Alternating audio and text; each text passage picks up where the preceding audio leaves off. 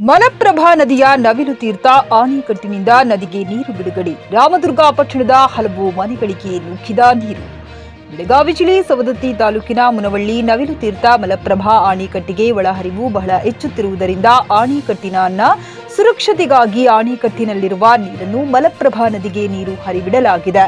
ನದಿ ಪಾತ್ರದಲ್ಲಿದ್ದ ಸಾರ್ವಜನಿಕರಿಗೆ ಎಚ್ಚರ.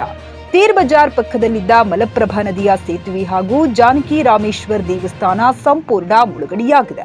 ಮಲಪ್ರಭಾ ಜಲನಯನ ಪ್ರದೇಶದಲ್ಲಿ ಮಳೆ ಪ್ರಮಾಣ ಜಾಸ್ತಿಯಾದ ಹಿನ್ನೆಲೆ ಮಲಪ್ರಭಾ ನವಿಲು ತೀರ್ಥ ಜಲಾಶಯಕ್ಕೆ ಒಳಹರಿವು 19,000 ಕ್ಯೂಸೆಕ್ ಆಗಿದ್ದು, ಈ ನಿಟ್ಟಿನಲ್ಲಿ 19,000 ಕ್ಯೂಸೆಕ್ ನೀರು ಹೊರಬಿಡಲಾಗಿದ್ದು, ನದಿ ಪಾತ್ರದ ಜನರಿಗೆ ಆತಂಕ ಎದುರಾಗಿದೆ.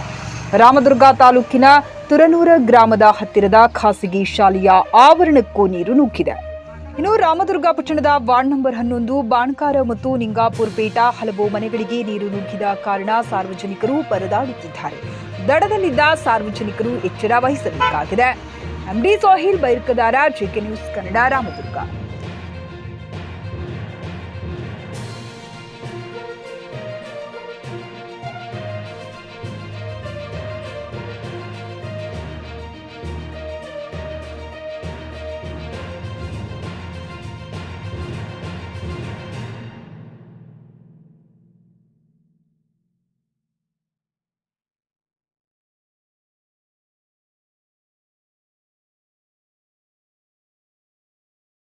ಟಿವಿಎಸ್ ಕಂಪನಿಯ ತರತರಹದ ಮಾಡೆಲ್ ಬೈಕ್ ಖರೀದಿಸಲು ಯೋಚಿಸುತ್ತಿದ್ದರೆ ಎಸ್ವಿ ಟಿವಿಎಸ್ ಶೋರೂಮ್ ನಿಮಗಾಗಿ ತರುತ್ತಿದೆ ಹೊಸ ಮಾಡೆಲ್ಗಳ ಹೊಸ ಬೈಕ್ಗಳು. ಟಿವಿಎಸ್ನ ಎಲ್ಲಾ ತರಹದ ಬೈಕ್ಗಳು ಹಾಗೂ ಎಲ್ಲಾ ಬೈಕ್ಗಳ ಸರ್ವಿಸ್ ಹಾಗೂ ಅವುಗಳ ಸ್ಪೇರ್ ಪಾರ್ಟ್ಗಳು ಕೂಡ ಲಭ್ಯ.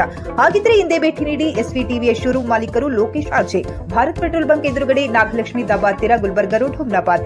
ನಿಮ್ಮ ಬೈಕ್ ಅನ್ನು ಕಾಯ್ದಿರಿಸಿಕೊಳ್ಳಲು ಹಿಂದೆ ಸಂಪರ್ಕಿಸಿ 8494951009 ಅಥವಾ 08483